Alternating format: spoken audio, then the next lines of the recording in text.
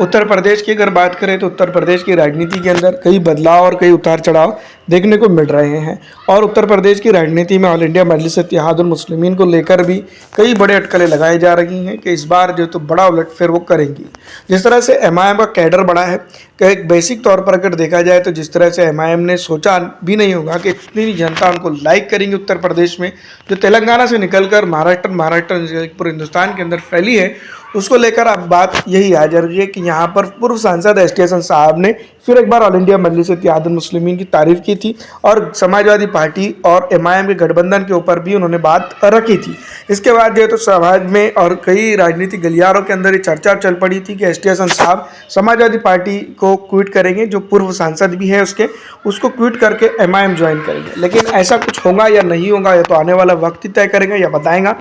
यहाँ पर हम बात करेंगे एमआईएम के प्रदेश अध्यक्ष शौकत अली साहब की, जिन्होंने बड़ा दिल दिखाते हुए ऑल इंडिया मजलिस इत्तेहादुल मुस्लिमीन के टिकट की ऑफर जो है तो पूर्व सांसद डॉक्टर एस टी हसन साहब को कर दी है। उन्होंने कहा है कि जो है तो शौकत अली साहब ने कहा है जो कि खुले दिल से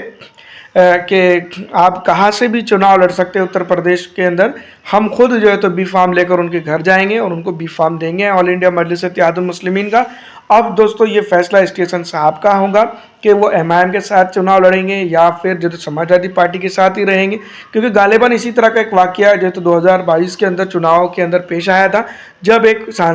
पूर्व सांसद ने बहुजन समाजवादी पार्टी के उन्होंने तारीफ की थी असदुद्दीन अवैसी साहब की, और जो है तो उसके बाद जो तो वो चमके थे, और चमकने के बाद जो है तो समाजवादी पार्टी उन्होंने ज्वाइन की और एमआईएम को अलविदा कह दिया। तुरंत का जो है तो 2 मिनट के लिए उन्होंने समझ लीजिएगा इस तरह से काम किया और अपनी सियासत को चमकाया। अब हम दोस्तों देखते हैं कि एस टी हसन साहब क्या चीज़ है, और एस टी हसन साहब ने जिस तरह से जो अपना स्टेटमेंट दिया है समाजवादी पार्टी और उसको गठबंधन को लेकर, कई जगहों पर जो है तो ये वायरल भी हो रहा है और एमआईएम को लेकर जो तो इसके ऊपर अटकलें भी लगाई जा रही है कि एमआईएम वाकई में कुछ बड़ा करते हुए दिखाई देंगे इस बार विधानसभा चुनाव के अंदर। तो समाजवादी पार्टी को ज़ाहिरी ऐसी पार्टी को साथ लेकर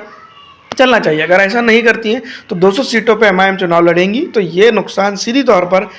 समाजवादी पार्टी को होगा, क्योंकि बहुजन समाजवादी पार्टी इसी स्थिति में तो नहीं दिखाई दे रही है कि वो यहाँ पर सत्ता बनाए या विपक्ष में भी ये अहम रोल अदा करे। आपको क्या लगता है कमेंट करके ज़रूर बताइएगा। फिलहाल दोस्तों इस वीडियो में इतना ही। अच्छी लगने पर लाइक करके शेयर कर दीजिएगा।